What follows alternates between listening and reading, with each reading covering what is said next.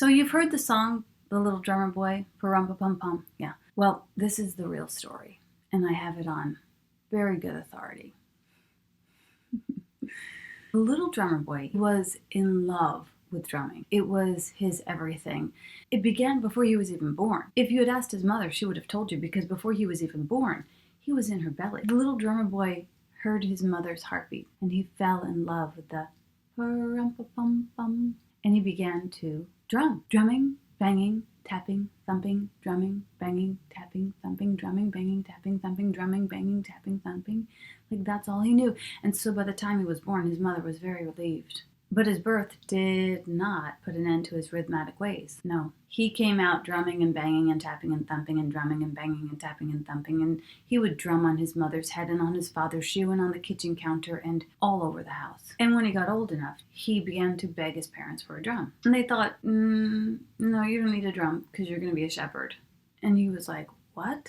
No, I need a drum. He began to bargain, and he began begging and then banging and then tapping and thumping and banging and tapping and thumping and banging and tapping and thumping until they finally gave in. And they got him a drum. He was so excited. It was like, it was like Christmas morning. He played his drum all over the place. He and his drum were never separate.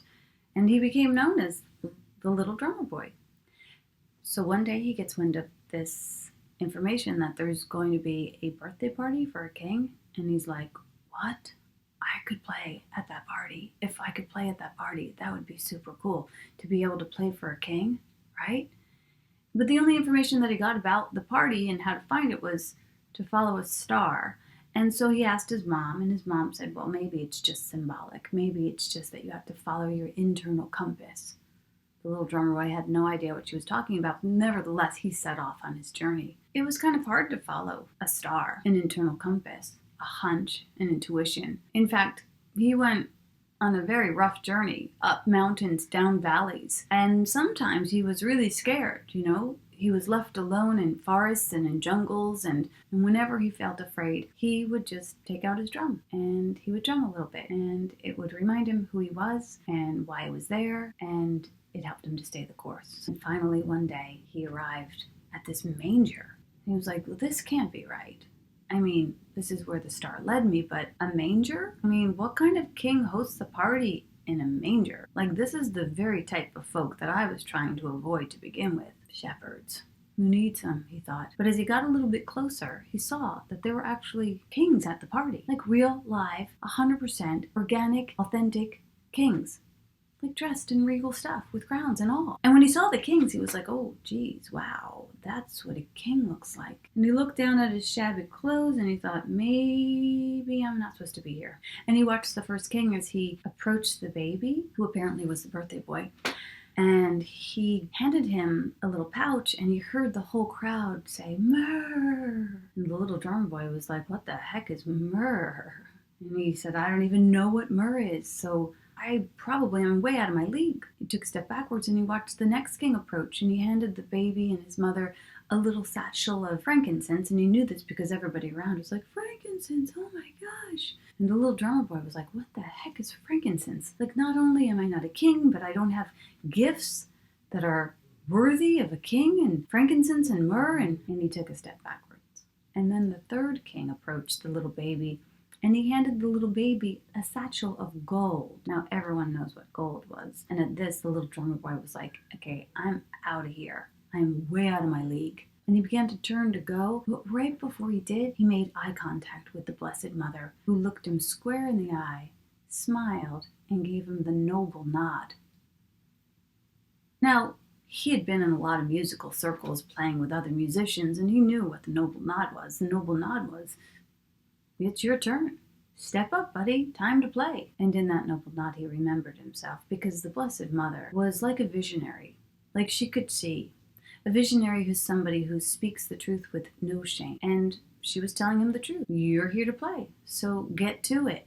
The little drummer boy began to remember himself. He shyly and slowly approached the baby. And as he did, he began to gently play his drum.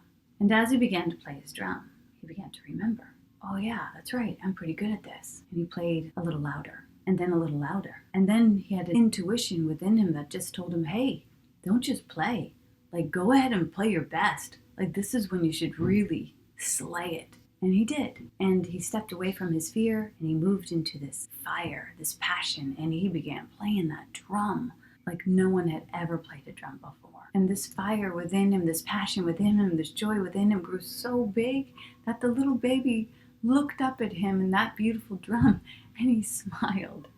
The baby smiled at him. The baby didn't smile at the king with the myrrh. The baby didn't smile at the frankincense or even the gold. But the baby smiled at the little drummer boy. And then something really magical took place. The ox and the lamb kept time. What the heck? The ox and the lamb kept time. I mean, that's how the story goes. It doesn't make much sense because there's no two animals that are more different than an ox and a lamb. You hear people say, oh, you big ox, or oh, you little lamb. Somehow these two completely different species began to be in harmony with each other, and they kept time for the little drummer boy. And weirdly, even the donkey began to bray along. Now, nobody wanted the donkey to come to the party. There had been a big scuffle about the donkey even being there. Most people were like, who wants to bring a jackass to the party? But every party needs a jackass, and so the donkey showed up. Turns out he played his part too.